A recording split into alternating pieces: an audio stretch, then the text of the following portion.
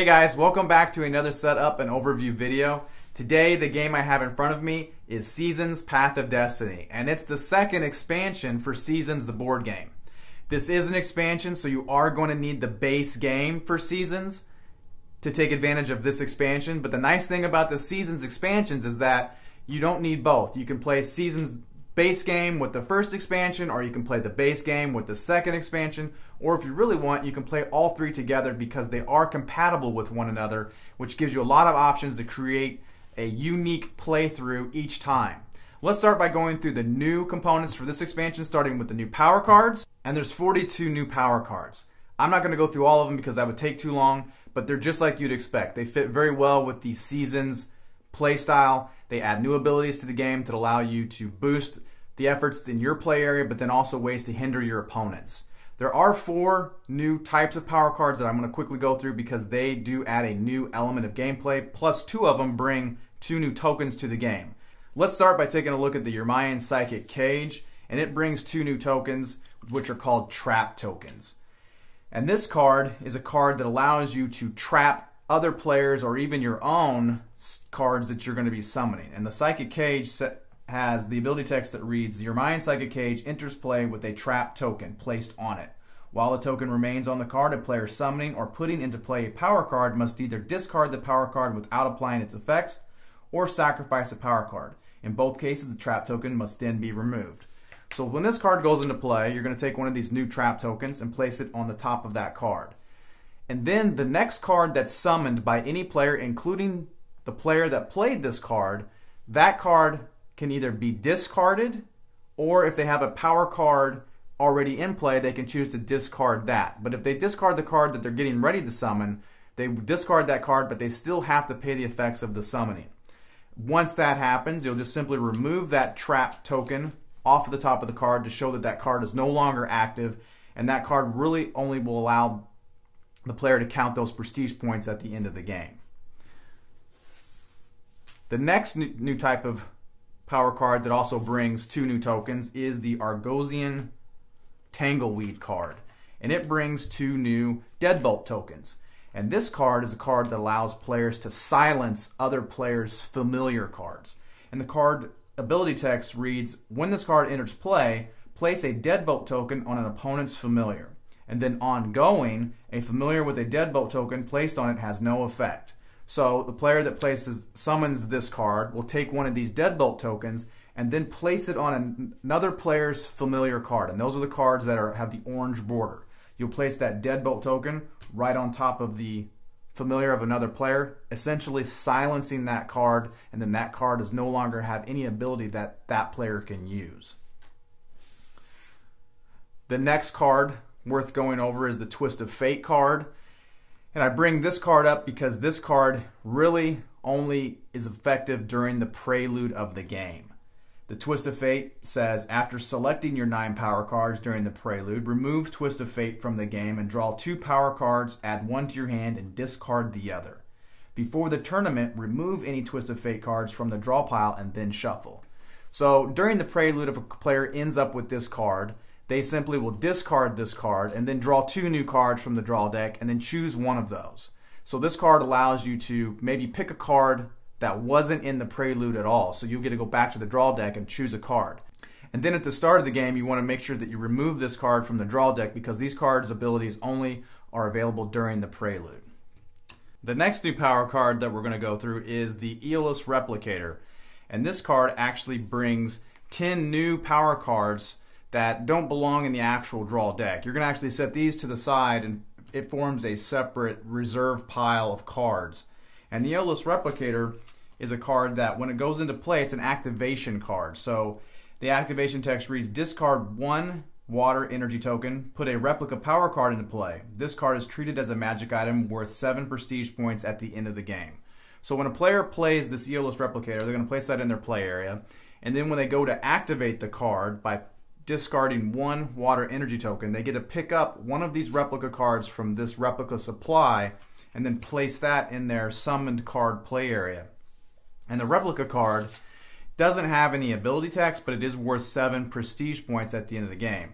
So this card basically allows it to generate power cards or magic cards without using the cards in your hand. It does count against that summoning gauge total that you have, so you have to be careful about that. You want to make sure that you have enough summoning points to even put these cards into play. The next items that come with this expansion you might be familiar with if you have the first expansion, and that's the Enchantment Cards.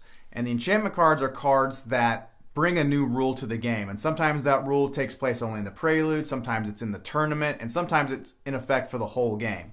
But this expansion brings 10 new enchantment cards, and players are simply going to choose one of these either randomly, or players can decide on one they want to use at the beginning of the game. But the game does bring 10 new enchantment cards to the game. The next component that you might be familiar with if you have the first expansion are these special ability tokens. And this expansion brings 6 new special ability tokens to the original 12 that came in the first expansion. And the special ability tokens, they just simply give players an ability that they can use one time during the game. And you're going to hand these out randomly at the start of the game, one to each player. And players are then going to place those in their player board in that center cutout section. And then when a player decides if they want to use that special ability, they simply turn this over to show that it has been exhausted, and then that reveals either the bonus or the penalty that a player might be taking at the end of the game. So for this special ability token, on the front side, it shows you what that special ability is. And this one shows that you get to draw one card. So anytime during the game, a player can decide to draw one extra card from the draw deck.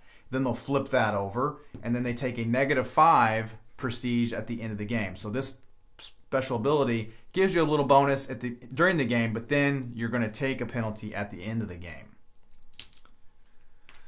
And the next and final new component for the game is the Die of Destiny. And the Die of Destiny is a brand new season die that they've added to the game. And if you're like me, when you first got Seasons and you pulled the lid off the box and you took a look inside and you saw these dice that come with the game, this is the component in this game that really, I think, shines. Now we get one more die. I wish we got more, but we only get this one. And the Die of Destiny also brings in some new symbols on the die that you might not be familiar with. Starting with, we have question marks, and then we have crescent moons. And the question mark is simply you get to choose energy tokens from the energy stockpile for the number of question marks. So for this side of the die, if there's 2 question marks, you get to choose 2 energy tokens of your choice from the energy stockpile and then add them to your reserve. The crescent moon is destiny points, and you're going to pick up destiny points from these last tokens that I have not yet gone through. And the destiny point tokens come in currency values of 1, 2, 5, and 10. But you're only going to be picking up destiny points in singles, doubles, or triples, just depending on the number of crescent moons that show up on the season or the Die of Destiny. And this particular side has 1 crescent moon, so you're going to pick up 1 destiny point and add that to your play area. And these are not points that you're going to add to your score at the end of the game. These are points that you're going to be collecting because the player at the end of the game with the most destiny points gets a 20 prestige point bonus. So only the player with the most gets any type of bonus. The second place and third place player, when it comes to destiny points, they get nothing. So this is really just another little pool of tokens that players can be trying to collect to try to get that 20 prestige point bonus. But the Die of Destiny does not come into play in every game. It only comes into play if players were to choose one of the 2 enchantment cards that bring this die into the game, and that's Force of Destiny and Divine Destiny. And these 2 enchantment cards are those rule-changing cards that you would pick at the beginning of the game. And the way it changes the rule for the Die of Destiny is that players typically during the normal base game would be rolling seasons dice, and then each player will choose a season die that they want to use for their turn. Well, with the Die of Destiny in play, either by that Force of Destiny or Divine Destiny enchantment card, players can then decide not to use their season die and instead roll the Die of Destiny and take whatever results show up on it. So you might get 3 crescent moons, which allows you to pick up 3 destiny points. You might get question marks, which allow you to pick up those energy tokens. Or you might get some summoning gauge icons, and then there's a couple, I think, that have some crystals value. You'll pick up crystals. And that's how that new die comes into play. It just adds that extra element to the game. And that kind of does it for the components for this new expansion.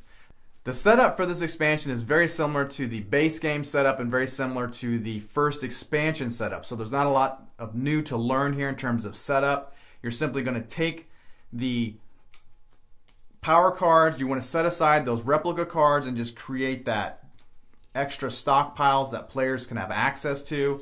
You're going to take the new power cards, shuffle them into either the base deck, or you can shuffle them into the advanced deck, which is the base plus the advanced cards from the base game.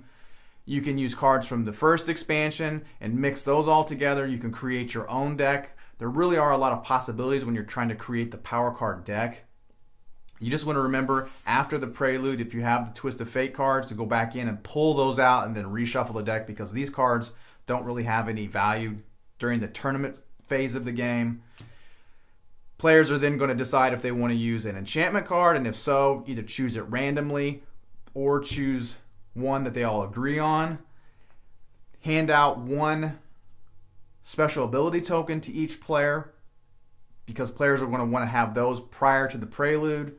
And then basically that sets up all the new components. If you're going to be using the Die of Destiny, you're just going to have that nearby. You'll have the Destiny points nearby if you decided to use one of those enchantment cards that include that die into the game. Shuffle up the cards, deal out 9 cards to each player, and the prelude begins. Let me know if you guys have any questions about this expansion. Let me know if you like this expansion, if you think it adds enough new elements to the game, the base game of Seasons. Let me know if you liked the video by giving me a thumbs up. Thanks for watching, guys, and I will catch you on the next episode.